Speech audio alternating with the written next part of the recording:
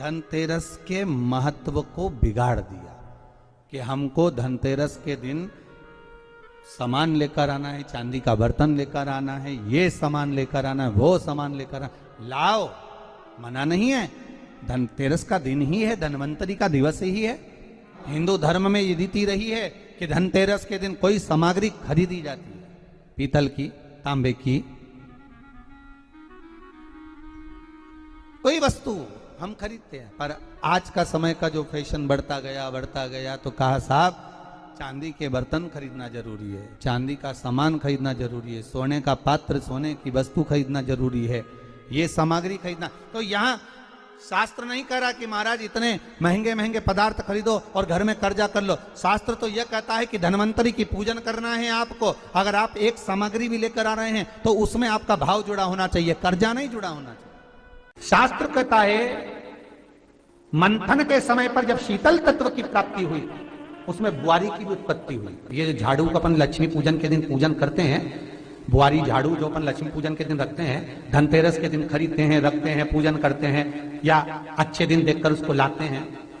तो केवल 2 दिन ऐसे होते हैं, इतनी 3 वैसे तो लिए 5 दिन बताए हैं, परंतु उसमें अपन 3 दिन मान्य करो जिस दिन झाड़ू नहीं खरीदी है।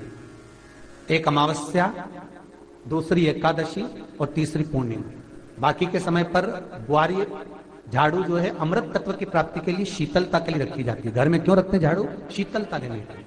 इसलिए झाड़ू को दरवाजे के पास नहीं रखते, झाड़ू को खड़ी नहीं रखते।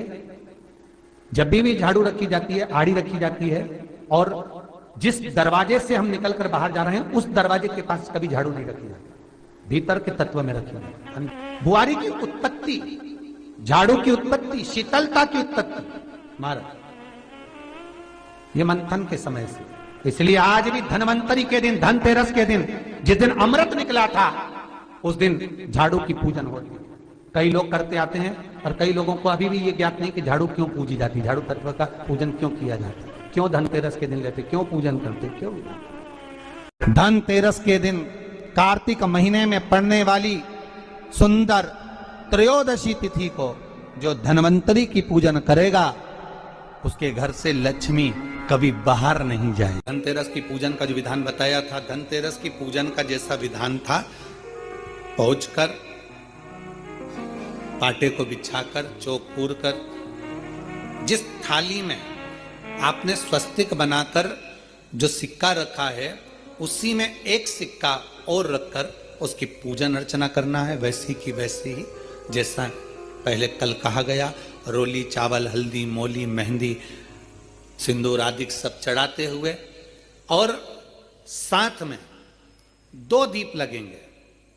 रूप चौदस के दिन 2 दीप है। एक दीप है घी का, लंबी बत्ती का, जो लक्ष्मी जी के सीधे हाथ पर आएगा। दूसरा दीप है घी का दीप भी आटे का आएगा और तेल का दीप भी आटे का आएगा। जो तेल का दीप लगेगा वो थोड़ा सा दिया बड़ा लेना, उसमें 4 लंबी लंबी बत्तियां रखना, सरसों का तेल या मीठा तेल या तिल्ली का तेल जो भी मिल जाए उसके अंदर डाल लेना। 4 बत्ती ये लक्ष्मी जी के लेफ्ट हैंड की ओर आएगी। उसी आटे का तेल का जो दिया रहेगा उसके अंदर या तो पीली सरसों या काली सरसों, जो राई होती है, सरसों होती है, उसके थोड़े से दाने उसमें डाल दिए जाते हैं। लक्ष्मी जी का पूरा पूजन बड़े भाव से करिए, जल का छींटा दीजिए, रोली, चावल, मोली, हल्दी जो भी है आपके पास समर्पित करने के लिए पूजन की थाली में वो समर्पित करिए। मीठे का भोग लगाइए और भोग लगाने के बाद में बड़े प्रेम से 5 कमलगट्टे, 5 हल्दी की गठान, 5 अमर बेल के टुकड़े। अमर बेल होती है एक लंबी सी बेल, पेड़ों पर चलती है, पीले कलर की, जो कि पूरे पेड़ पर छाई रहती है। उसको कहीं पर भी डाल दिया जाए वो बढ़ती चली जाती है। वह हमारे वंश की वृद्धि के, लक्ष्मी की वृद्धि के लिए श्रेष्ठतम मानी जाती है। 5 टुकड़े अमरबेल के, 5 हल्दी की गठान, 5 कमलगट्टे दोनों हाथ में लेकर मां लक्ष्मी से प्रार्थना करते हुए उन सिक्कों पर समर्पित कर दीजिए। सिक्कों पर समर्पित कर कर जो घी का दिया लगाया है तुमने लक्ष्मी जी के सीधे हाथ पर, उसको उठाकर माता की आरती कर लीजिए। जो तेल का दिया है, घी का दिया वापिस रखकर आरती के बाद में जो तेल का दिया है 4 बत्ती वाला जो तुम जला कर रखी हो, उसको पूरे घर में घुमाकर रूप चतुर्दशी के दिन, रूप चौदस के दिन, नरक चौदस के दिन पूरे घर में घुमाकर, सारे घर के दरवाजे खोलकर बड़े प्रेम से घुमाकर मुख्य द्वार के बीच में जो घर से बाहर निकलने वाला द्वार है उसके ठीक बीचों बीच वो दिया 4 बत्ती का रख देना चाहिए। कुछ देर के लिए दरवाजे खुले रखना चाहिए।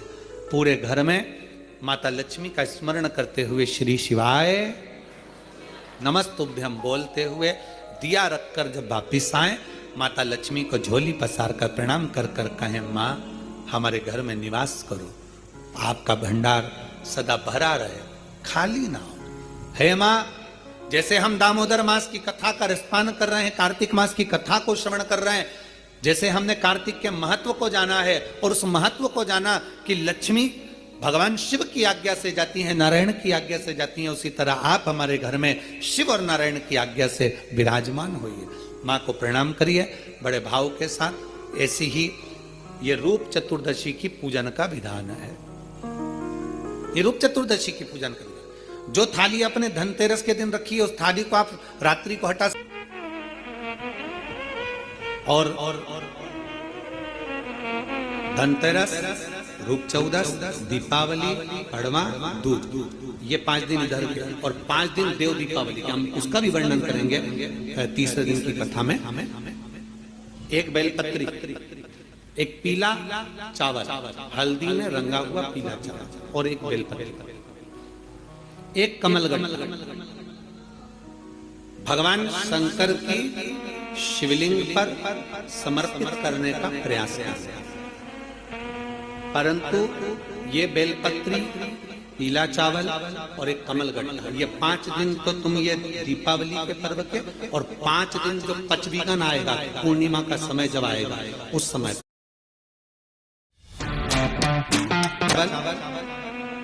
एक कमलगट्टा भगवान शंकर के शिवलिंग पर समर्पित करना प्रारंभ करा। ये 5 दिन इधर के और 5 दिन उधर के। आपको कभी कहना नहीं पड़ेगा किसी के आगे कि भैया मुझे 500 की जरूरत है, तेरी जेब और तेरा घर भरा ही खाली नहीं रह सकता। और बाबा से प्रार्थना हम यही करते हैं, हमेशा करते हैं, किसी स्त्री की गोद खाली ना रहे और किसी पुरुष की जेब खाली ना रहे। बाबा भरता जरूर है। एक बेलपत्री, एक पीला हल्दी का चावल, एक दाना चावल और एक जम के बोलो कमल, एक कमल भगवान शंकर के शिवलिंग को समर्पित करिए। भगवान शंकर के शिवलिंग को समर्पित बड़े भाव के साथ में, आनंद के साथ में और दिल से बाबा से 5 दिन ये दीपावली के समय पे धनतेरस, रूप चौदस, दीपावली, पड़वा और दूज और उधर भी जब पूर्णिमा आएगी उसके पहले तो उसका वर्णन हम कर देंगे फरीदाबाद की कथा में। उसका पूरा वर्णन करेंगे फरीदाबाद की कथा में। क्या आपको उसका करना है? ये 5 दिन इधर के 5 दिन उधर बड़े प्रेम से बाबा की शरद पूर्णिमा से कार्तिक पूर्णिमा के बीच में जो प्रदोष पड़ती है, कार्तिक के महीने में जो 2 प्रदोष पड़े, शरद पूर्णिमा से लेकर कार्तिक पूर्णिमा के मध्य में। श्री शिवाय नमस्तुभ्यं। दर्शकों, धनतेरस